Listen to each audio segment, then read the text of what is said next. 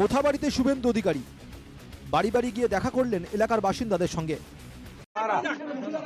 খুব কষ্টে আছেন আমরা জানি, বেশ কয়েকটা রাত্রি কষ্টে কেটেছে আপনাদের। না না, ভীষণ ভীষণ কষ্টে ছিলেন। মোথাবাড়ির হিংসায় এলাকার বেশ কিছু বাড়ি ও দোকানে ক্ষতিগ্রস্ত হয়। হিংসায় আক্রান্তদের সঙ্গে কথা বলেন, খোঁজ নেন স্বাস্থ্যের, তুলে দেন আর্থিক সাহায্যও।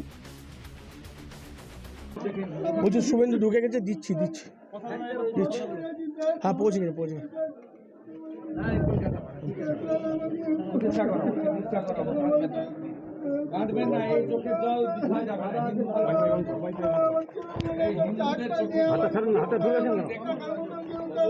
মুখ্যমন্ত্রী দেখুন আপনার বাংলায় হিন্দুরা কেমন, দেখুন মুখ্যমন্ত্রী আপনার বাংলায় হিন্দুরা কেমন দেখুন।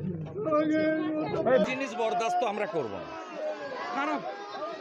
কেউ অন্যায় করলে, কারো আস্থায় আঘাত করলে কোর্টে যান, পুলিশে যান, আইন হাতে তুলে নেবেন কেন? এখানকার 86টা পরিবার এবং দোকানদার তারা কি অপরাধ করেছে?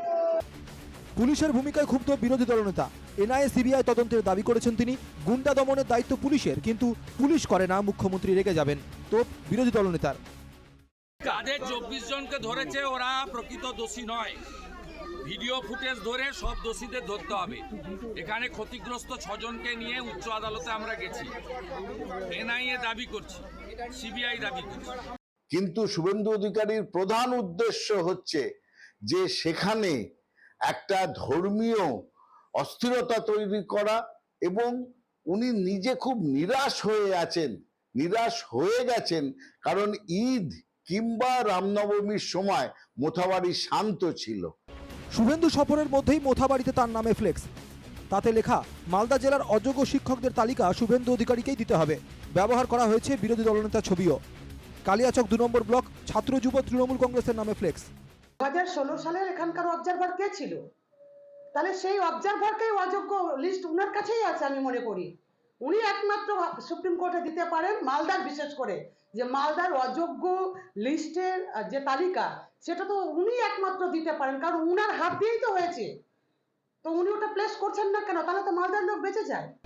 মোথাবাড়ির হিংসা ও 2016 সালের শিক্ষক নিয়োগের প্যানেল বাতিল নিয়ে সুর চড়াচ্ছে বিরোধীরা।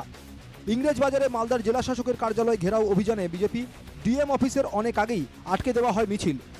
পুলিশের তরফে বিশাল বাঁশের ব্যারিকেড করা হয়। ব্যারিকেডের ওপর উঠে স্লোগান দিতে থাকেন বিজেপি কর্মীরা।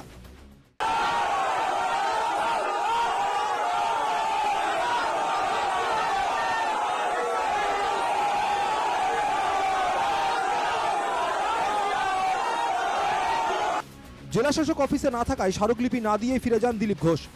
ডিএমের সঙ্গে দেখা করতে এসেছিলাম, ডিএম নাই, উনি আগেই চলে গেছেন। তো আমাদের যে আন্দোলন ছিল, মানুষের কাছে আমাদের দাবি তুলে ধরার ছিল, মালদার হিন্দুরা আক্রান্ত, তার প্রতিবাদ করার দরকার ছিল, সেটা আমরা করেছি। আর এখানে আন্দোলন শেষ করেছে আমাদের জেলা প্রেসিডেন্ট, আমরা এখন বাড়ি ফিরছি। সুমিত ঘোষ ও নারায়ণ সরকারের রিপোর্ট, এনকেটিভি বাংলা।